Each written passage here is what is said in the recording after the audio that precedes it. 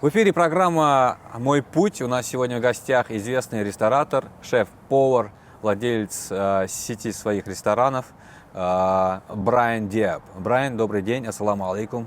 Алейкум ассалям, добрый день. Ассаламу алейкум, добрый день. Вдвойне приятно разговаривать с человеком, который любит готовить и который посвятил свою жизнь именно этому. Расскажите, ваша поездка, ваш приезд в Чеченскую Республику, это связано с какими-то проектными действиями, то есть вы планируете здесь что-то делать, либо вы просто приехали познакомиться с республикой и с народом? На самом деле и познакомиться с республикой, и посмотреть, на какой уровень кулинарное искусство у вас развивается. Хочется что-то здесь сделать, но хочется сделать это правильно, познакомить людьми с новой направлением, что-то для них, чтобы было очень интересно, вкусно, чтобы это стало для них что-то близкое. Угу.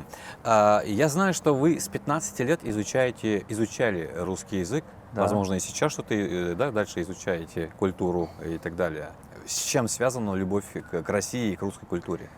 Любовь к русской культуре начался от того, что я читал много Достоевский и хотел очень сильно стать актером, играть на театр. И я на самом деле закончил высшую школу и поступил в институт в Сирии, получается, на такое направление. И как-то получилось так, что я поехал в Россию, потому что я знал русский язык, очень любил русскую культуру. И у нас в Сирии было очень много такие моменты, которые меня отталкивали поехать в Россию прямо. Много русских было, много ребят из Чечни ехали в Сирию, пока они ехали в Хадж, в сторону Мекки, ехали на автобусах, останавливаясь у нас в Дамаске на парах недель, и оттуда опять ехали дальше. Было много русских. Это все меня отталкивало, что я должен поехать в Россию. А русский язык я начал изучать его как раз в 15 лет в Российском культурном центре в Дамаске, центр города. Я был лучше там, я насколько помню, я закончил его с красным дипломом в 17 лет, и я закончил, у меня сирийское образование, high school, высшая школа, и там надо было выбрать два языка, английский, французский. Оказывается, в законе можно еще выбрать другой язык, русский. Я как раз закончил русский, английский. То есть вы предпочли английскому и французскому русский язык? Абсолютно верно. А как так получилось, что вы все-таки решили стать именно поваром? Вот. Короче, принято так в Дамаске, что ребенок, чтобы он не хулиганил летом с детьми на улицу, играл просто, можно его отправить на какую-то профессию. Он типа работал летом. И в самые летние каникулы начались на кухне, получается. Мама присылала, чтобы типа поработай, изучай, может тебе это пригодится. И случилось так, что я стал режиссером на своей кухне. Режиссирую как хочу, делаю все, как я считаю нужно на кухне. Только не на кино, не в театрах, а именно на кухне. Ну, наверное, как человеку с Востока, вы предпочли мир немного противоположный Востоку, верно? То есть Россия. И скажите, вот ваши знания, которые вы получили в детстве, да, то есть именно в кулинарии, в искусстве готовить еду, они первые годы как-то в России пригодились вам? Вот очень интересный вопрос. На самом деле, когда прилетел я сюда, я решил ничего не начинать сам. Я решил впитывать максимум, что здесь принято. В Москве начал впитать, что здесь люди готовить. То есть смотрю, русская кухня, очень интересная. Пельмени, да, борщ. маленькое, узкое направление, но очень интересное, ни на чем не похоже. Например, со свеклой, я никогда не видел суп со свеклой, да, например, как борщ. До него ничего не было такое похоже. Начал потихонечку видеть другие кухни. Кавказская кухня сама по себе очень интересная. Тоже подала определенную базу. И когда вот я набрал все, что модно, все, что известно в столицу, уже начал войти в моем направлении, посмотреть, как давать ее, посмотреть, как пощупать, получается, людей, посмотреть, насколько люди реагируют на это. И на самом деле это было очень круто, потому что, помню, культ викторианской кухни, так как в Ливан очень много викторианских блюд, которые не сделаны, потому что это мода. Нет, это всегда было в нашей культуре, в нашей традиции очень много блюд на основе нута, блюда на основе бобов, блюда на основе горох и так далее. И пошло вот этот культ вместе с моей культурой, это очень сильно сочеталось. И вы это интегрировали? Абсолютно верно, да. И получается огромная база, то, что от русской кухни, кавказская кухня, все, что модно в России, добавили к этому все мои знания из Ближнего Востока. И получилось вот огромное знание, которое сейчас я очень сильно горжусь и очень люблю ее и пытаюсь еще в дальнейшем развивать ее, так как я хочу познакомить сейчас чеченскую кулинарию. Конкретно говоря о чеченской кухне. Вы с ней уже познакомились, либо это в процессе Нет, еще? на самом деле, самое Скажи, главное, интересное... пробовали вы? Нет, вот как раз сегодня я еду с самого известного шеф-повара у вас, Хадижат. Я у нее попробую и постараюсь с ней что-то приготовить вместе. Ага, круто. Насколько я знаю, что люди с Востока любят все с перчинкой и острое, такое жгучее. Вы как относитесь? Нет, на самом деле это не так.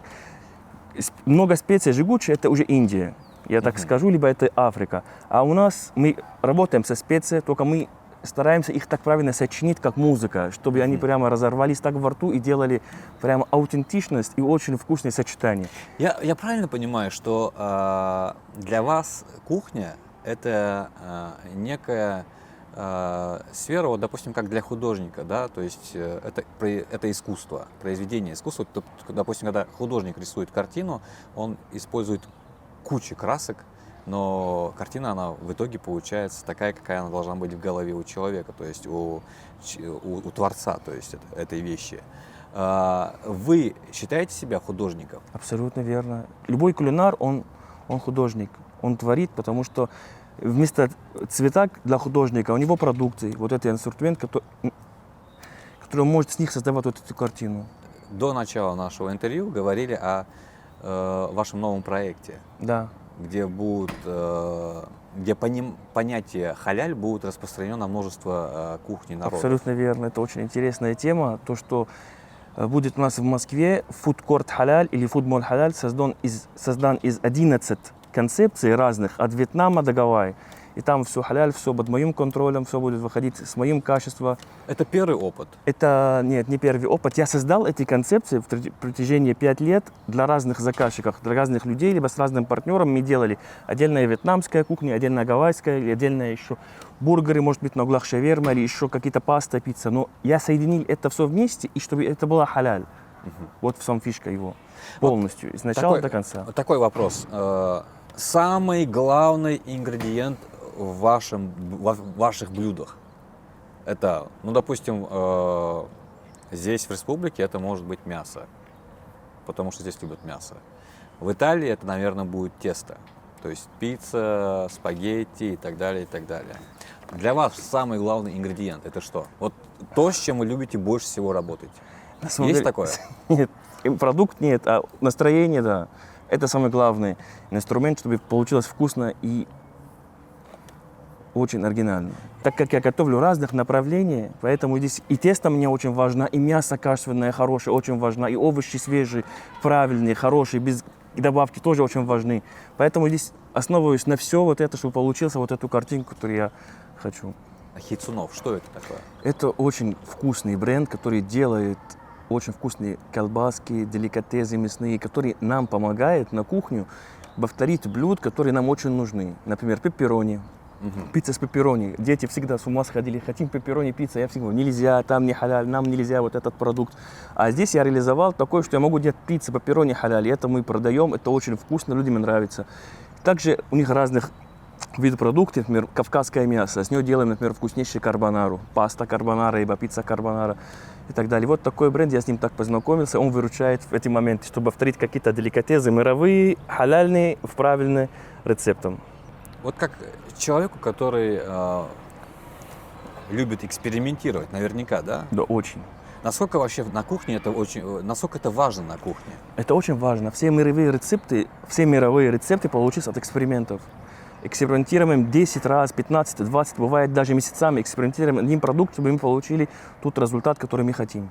Есть относительно недавно вышел фильм, называется он «Меню». Там главный шеф-повар приглашает к себе определенных своих клиентов и дает им пробовать свои блюда. И есть там определенные критики, которых он возненавидел и решил с ними разобраться. Вот как к шеф-повару, критика, как она действует на то, что вы делаете? И насколько она с вами бывает объективной?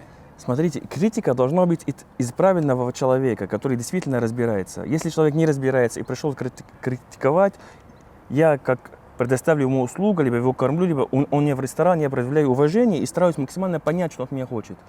Если он профессионал, я стараюсь это понять и лечить вот этот вопрос. А если человек просто критикует без знания, я к ним отношусь так, чтобы он ушел довольный, максимум я понял, типа, что он хочет, и чтобы конфликта не было. А так, Вас легко спровоцировать, допустим, тем же критиком.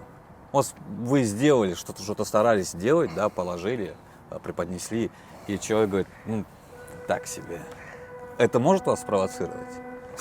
все зависит от человека, кто это пробует. То есть я, например, если я делаю дегустации для кого-то, я сначала знаю этот человек, знаю, что он любит, как он относится к этим. Если это простой человек, например, он просто может быть далеко сильно от этого блюда, поэтому я пытаюсь ему объяснить, понять, что он имеет в виду, стараюсь ему рассказать, даже бывает, что я их убеждаю в том, что они должны давать это блюдо еще один час, только посмотреть на нее в другую сторону. А чтобы я вышел из себя, потому что кому-то что-то не понравилось, я не помню такой ни разу. Я сам люблю готовить. И вот больше всего я люблю экспериментировать с пиццей. Я знаю, что вы занимаетесь еще, вы обучаете людей готовить. Абсолютно верно. В лучшей школе Москвы Аркадий Новиков. Школа называется Новиков School. Там мы преподаем готовить и с нуля даже обучаем людей. Есть ли люди, которых, ну, встречались ли вам люди, которых невозможно научить этому делу, этому ремеслу?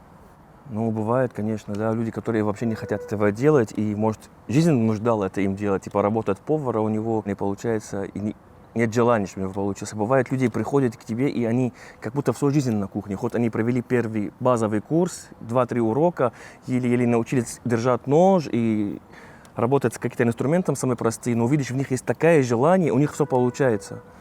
А есть, которые хоть годами с ними пытаются учить что-то, нет. Все начинается снутри. Человек, если хочет, у него все получается. Я уже ранее спрашивал о вашем визите в Грозный. Какие планы насчет Чеченской Республики? Хочется провести в мастер-классах, обучать людей что-то новое для них, что-то арабское, что-то, может, мировое. Хочется посмотреть, в каком площадке здесь можно поднять такой прямо кулинарный шоу, либо кулинарный мастер-класс. Может, присматриваем еще место для нашего новый проект, который, может, повторим его здесь. У нас скоро будет Венди Базар в июль, и там будем участвовать с фудкортом, с разных видов в корнерах. Будем готовить вкуснее сладости, ближневосточные сладости, бахлавы на основе фисташек и так далее. Это будет доступно, это будет для людей, чтобы мы с ними познакомились, они познакомились с нашей едой. И это скоро, я надеюсь, произойдет. Вы уже сказали о своем предстоящем проекте. Такой финальный вопрос. Если так получится, да, что вы выйдете далеко за пределы России и так далее, где планируете открыть свой следующий ресторан? В какой стране? Я думаю, в Арабских Эмиратах хочется там открыть. Потому что хочется именно там, среди своих, иметь место, хорошее место среди своих, среди арабов, чтобы к нам тоже пришли и кушали наши вкусные еды. Брайан, большое вам спасибо за то, что вы нашли сегодня время сняться в нашей программе. Я напоминаю нашим зрителям, это была программа «Мой путь» с Амзатом Хацеем. У нас в гостях сегодня был известный шеф-повар, ресторатор Брайан Диаб.